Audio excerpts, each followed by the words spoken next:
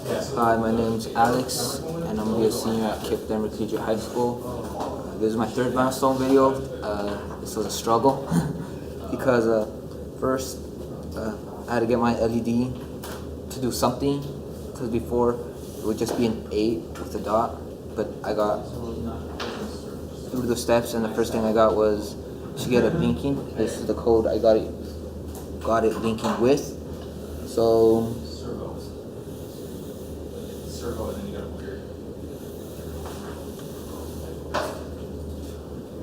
pretty much I got my latch pins on top, which you can see that are on the side of my Arduino. I got my pin outputs.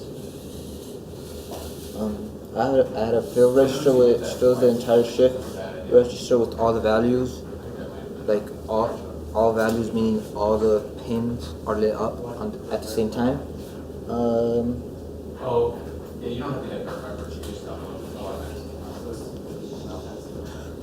I got a pulse clock in here with the loop of 4, and what this does, it pulses the clock pin 8 times, so what makes the data shift in and out, in through the LED display.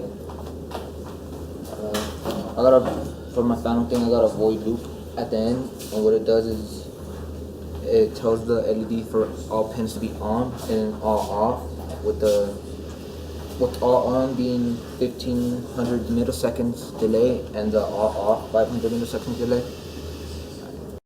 Alright, so the second thing after getting the link was to shift one on pin through the entire LED display with the 500 millisecond delay.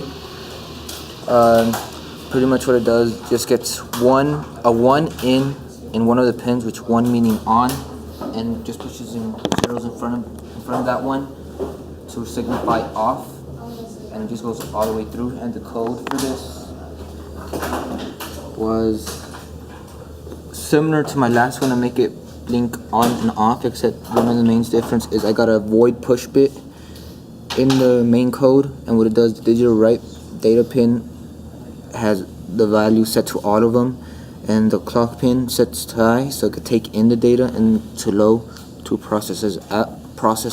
And when it processes it out, the latch pin is set at high so it could take in the data, and it moves it out, getting ready to accept the new data from the clock pin.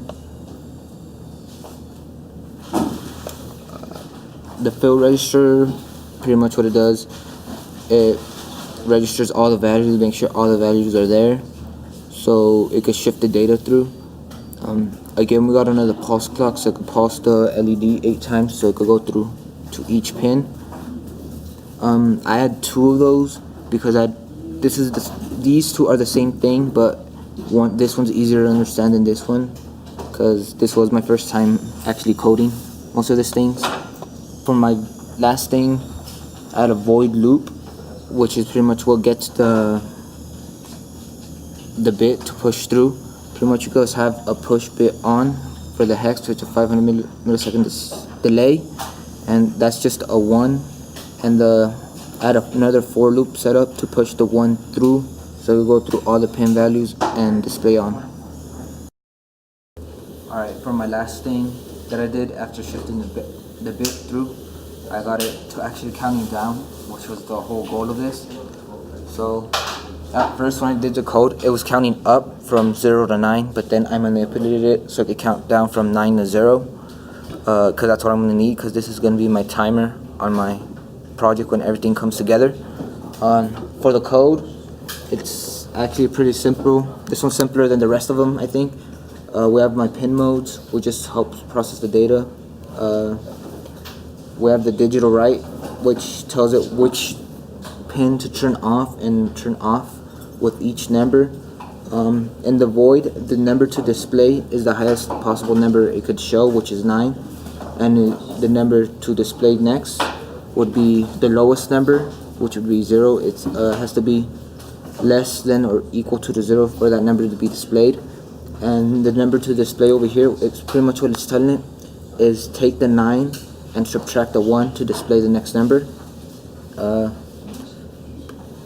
digital write is the latch pin is set to low so it can shift out the bytes which is pretty much the new data coming in, and then the shift out tells it to display the new data as it's coming in, and when it tells it to display the new data, it sets it at high so it could actually turn on and display it.